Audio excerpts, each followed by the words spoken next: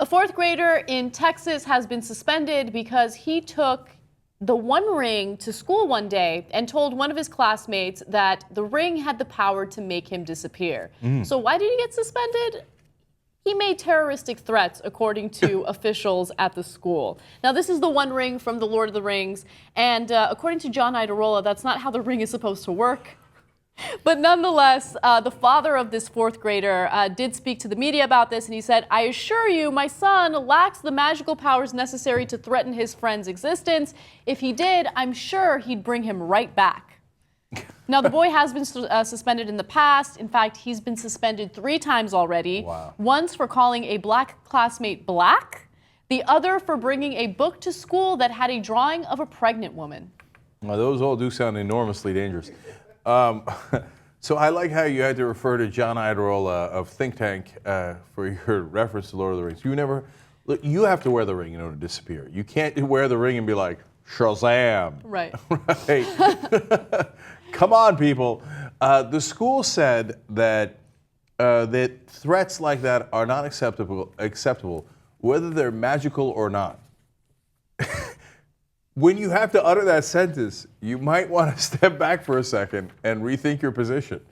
Okay, I don't know if you know this, I don't know what they're teaching in 4th grade over here, but there is no such thing as magic, right? And luckily, there is no one ring that binds them all. Okay. Now, the kids said everything's going to be all right, and they let him back to school when they found out that he threw the ring into a volcano, and then things were fine after that. Okay. What are we doing with education right now? No, it's not even education, Anna. It's the whole concept of zero tolerance on everything, right? Yeah. We're robots. We don't think. We don't use human judgment, etc. Right? We can't have any threats in the school. Okay? The kid threatening to make his friend disappear. He's not Tony Soprano. He's referring to a ring that doesn't exist, and it's about magic. I mean, this is what we all said when we were kids. Oh, I'm going to be Superman. I'm going to fly above your head.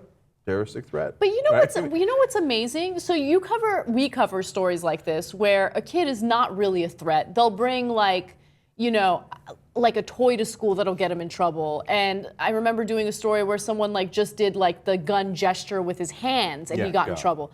But then we have real abuse happening between students on campuses, right? Where kids are bullying each other to the point where some students take their own lives and administrators don't do anything about that.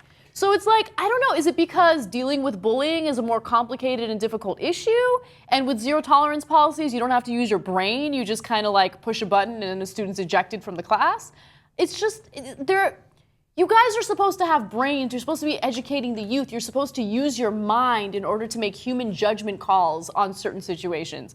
How do you not handle this situation like an adult? How do you not realize that claiming that this 4th grader is making terroristic threats is absolutely ridiculous? My 4-year-old son talks about how Superman lasers his eyes.